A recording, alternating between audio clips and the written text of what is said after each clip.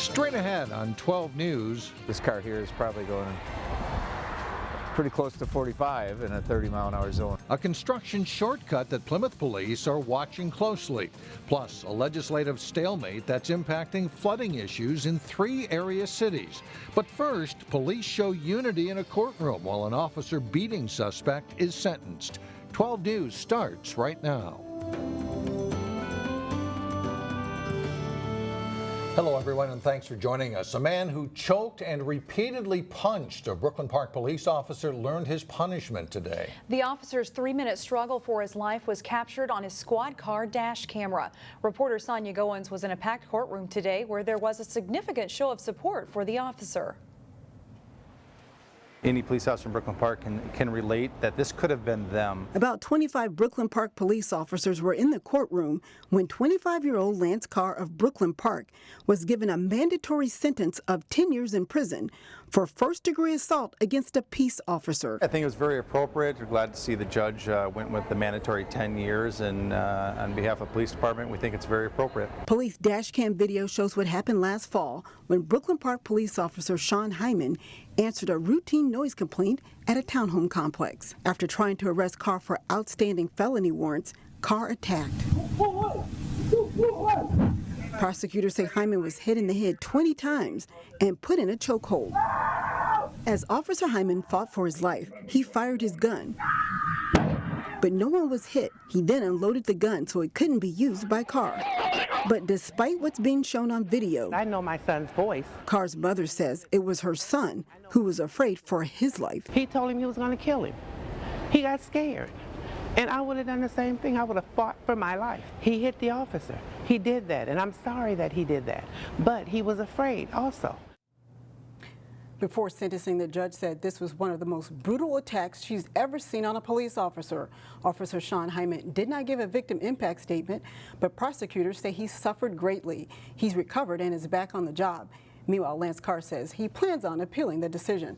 Now, Mike and Shannon, Brooklyn Park Police say this case is a wake-up call and shows just how dangerous their jobs can be. All right. Thank you, Sonia. A federal jury has convicted a Golden Valley man of trafficking millions of dollars worth of stolen cell phones. Prosecutors say 31-year-old Zebo Lee and 8 others used stolen identities to buy cell phones from various vendors and then sold them overseas for profit. The phones were sold in places like Hong Kong, where a new Apple iPhone can go for as much as $2,000.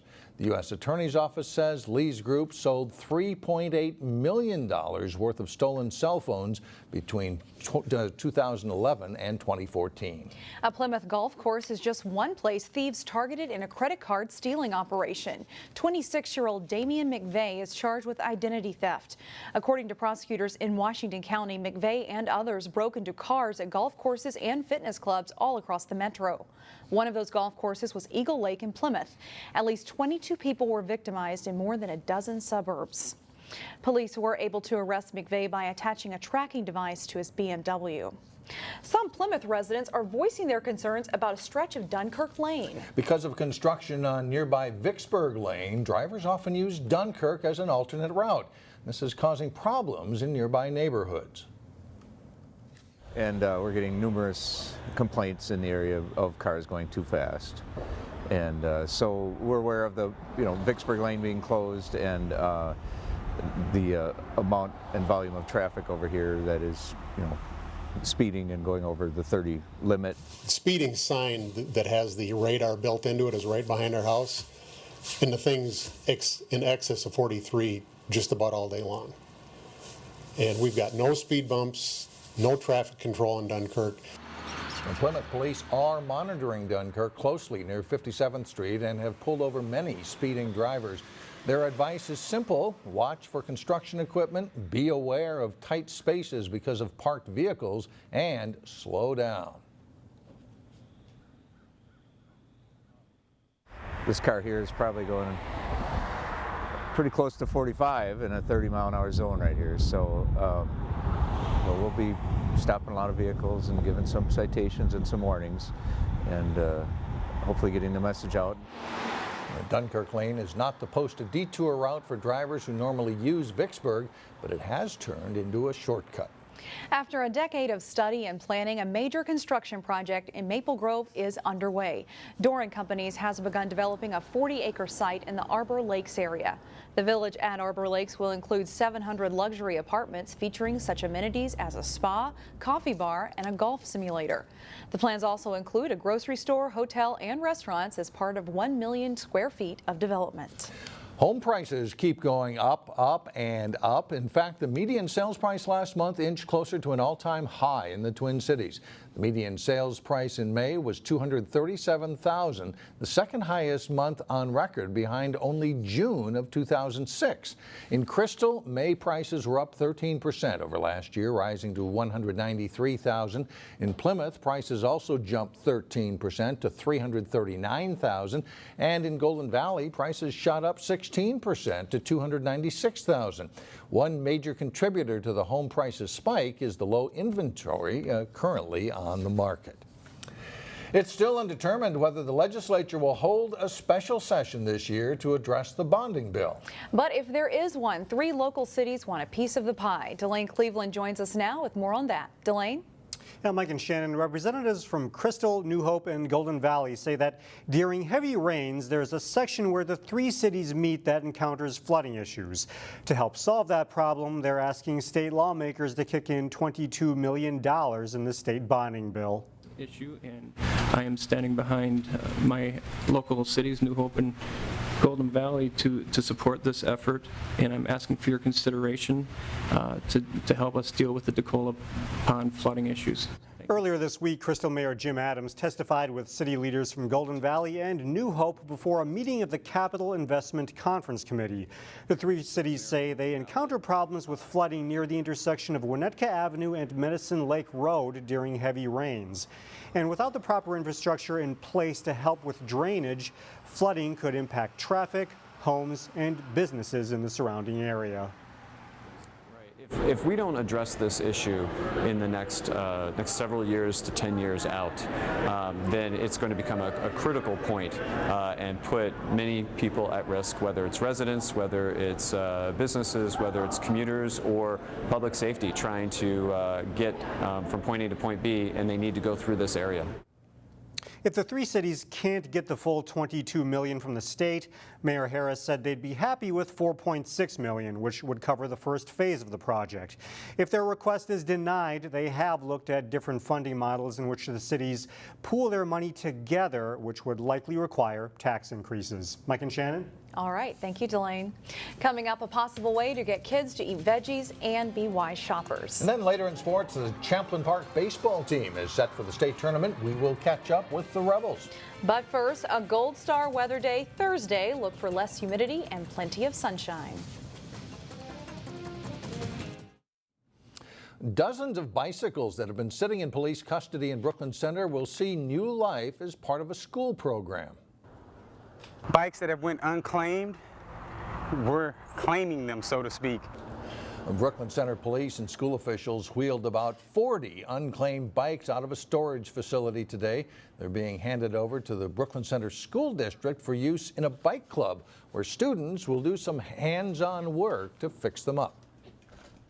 This makes our job a whole lot easier because we give the kids a product to work on. Before, we were running ads in newspapers looking to collect bikes. We were putting stuff on our school Facebook page to collect bikes. Now this kind of gives us a source where we can have 8 to 10 kids all having a bike to work on. And it's really like they fix a bike, they can keep a bike. Will Finley says the program helps kids learn the science of what makes a bike work, and some of the refurbished bikes are sold on Craigslist to help support the program. When it comes to grocery shopping, sometimes the toughest areas to save money is produce. But this summer, there's a way for kids to save a few dollars at the Maple Grove Farmers Market. We find out more in today's Money Savers. The Maple Grove Farmers Market is one of the largest markets around, and they want to attract the youngest of shoppers through the power of Produce Club. It's just a way to welcome kids and families into the market and to get kids hands-on with choosing and eating different locally grown fresh produce. Instead of just lasting a few weeks, this year the POP Club will last the entire market season. Extra fun for kids who follow us through the whole season because everything here is locally grown. So we start today with things like radishes and asparagus, and next week we should have strawberries, and we'll go all the way through the fall with winter squash. To participate, kids ages 4 to 12 register and then pick up their token for $2 off. We target that age range because we're really looking for kids who are in that window where they're kind of learning to explore foods, but they also are old enough to have the skills to handle money and approach the vendors and do their own shopping. But don't take our word for it. My name is Destiny. I am 9 years old in 3rd grade. My school just ended today. Destiny Smith signed up for the POP Club today. She's ready to shop. I'm holding the baggie so that you can buy fruits and vegetables. End of season surveys from parents have shown kids are more receptive to trying new fruits and vegetables if they can pick it out and buy it themselves. My daughter's always been interested in buying her own things, especially the fruits and vegetables. A kid's trip to the market this summer could save a few dollars on produce, but it could also encourage healthier eating habits down the road. And the Maple Grove Farmers Market is open every Thursday from 3 until 7, and it goes until October 20th. Mike, do you think any kids are buying turnips or kohlrabi or something like well, that? Well, if they did, they would try it. That's right. I think they would. Coming up, an Osseo City clerk who's getting statewide recognition. But first, highlights from the final round of the State Girls Golf Tournament. John Jacobson has that and more next in sports. One of the big players in the state tournament this week has been the weather, kind of messing up the schedule a little bit. Even Lacrosse, usually they play in the rain, but not with lightning. Not with lightning, right. Yeah. That heavy system moved in Tuesday, kind of forced a lot of things to change in a couple of different tournaments. Heavy rain and lightning forced a change of plans at the state lacrosse tournament. The last 2 girls and boys quarterfinal games were moved back a day to Wednesday. The Wayzata boys faced off with Tartan late Wednesday morning, and the Trojans get off to a quick start in this game. Amar Batra scores his 64th goal of the season, 2 minutes 33 seconds into the game. Later in the first, Batra, as he's going down, bounces a shot into the Titans' net. Wayzata leads 2-0 after 1. Joey O'Hollick with a nice run to the net scores just his 2nd goal of the season, and Wayzata's up 3-0 in the second quarter. Still in the second, Batra to Brooks Hansen for another Wayzata goal. The Trojans lead 6-1 at halftime.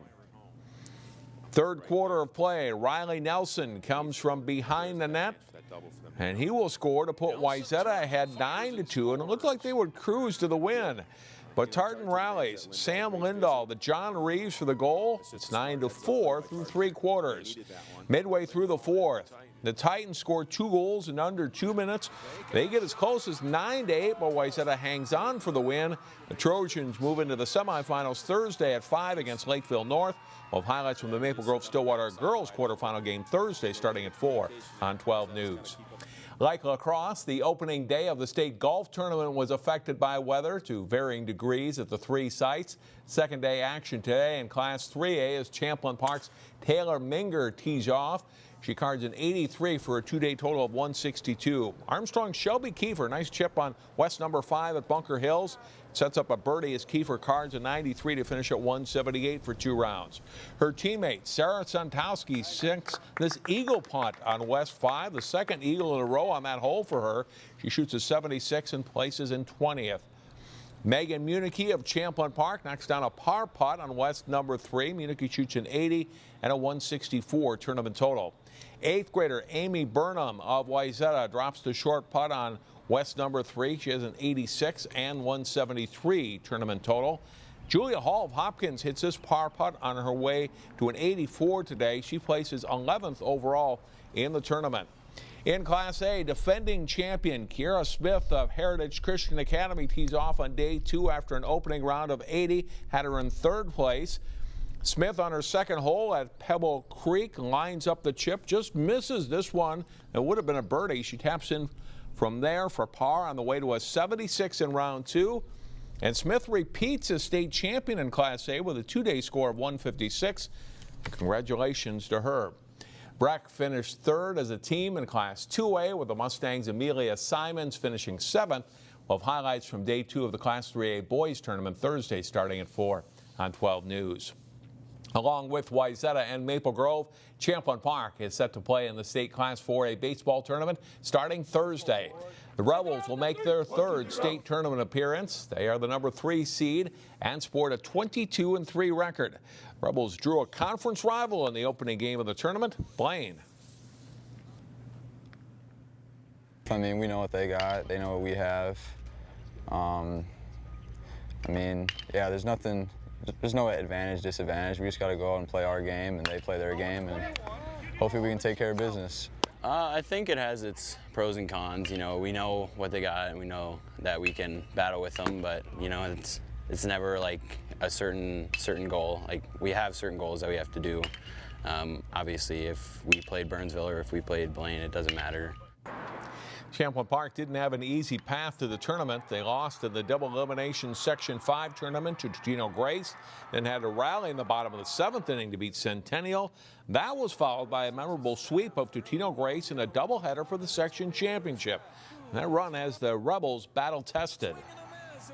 With the loss to TG, I think it kind of brought us back down to earth a little bit. We realized that we still got to play our game. We can't be making the mistakes that we did in that game. We still got to hit the ball, and when it brought us back, nobody thought any less of us. Nobody on the team thought we couldn't do it, and it kept us going. And then just fighting through that made us that much stronger. And we took a big loss to Totino Grace, and so it took them a little while to get out of that. But you know, a couple clutch hits at the end, and they start to kind of get that momentum back and start to believe in what they can do, and it happened. And you know, we needed that more than once here in the section tournament. It's Blaine against Champlin Park at 5:30 Thursday at CHS Field in the 4A quarterfinals. We'll have early game highlights from the state tournament Thursday at 4 on 12 News. Wayzata playing in that first game of the day tomorrow on Thursday, and Maple Grove then at 12:30. All right, well represented. Yes. All right, thanks, John. Still ahead, a big honor for a familiar face at Osseo City Hall. And we'll be right back. Well, you've heard the saying, hard work pays off. That's true for the Osseo City Clerk, who credits hard work for receiving statewide recognition this week. Leanne Larson will be honored by Minnesota Women in City Government for her leadership and guidance in the city of Osseo. Larson has worked for the city since 1998, the longest tenured employee at Osseo City Hall. She's become known as the city's go-to person. She's kind, compassionate, caring. She takes the time to help people, from the general public to our city officials to anybody in between. In a small city, you really have to be a master of so many things. And so you learn with experience, as I've had in other cities, to know where to search for the answer, even if you don't have the answer right away. Larson is very humble about the honor. As you can tell, she says hard work and perseverance might not win an award rather, but it will win the day. So we send our congratulations out to you, Leanne. Absolutely. We'll see you back here tomorrow.